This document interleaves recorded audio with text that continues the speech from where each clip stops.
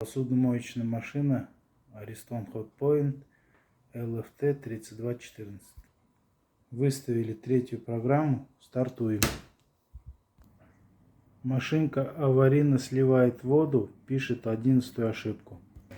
Вот так аварийный слив, звук аварийного слива. Сделали ремонт, машинка работает. 11-я ошибка, проблема циркуляционного насоса. Это старый насос. Новый насос уже на месте делает свою работу.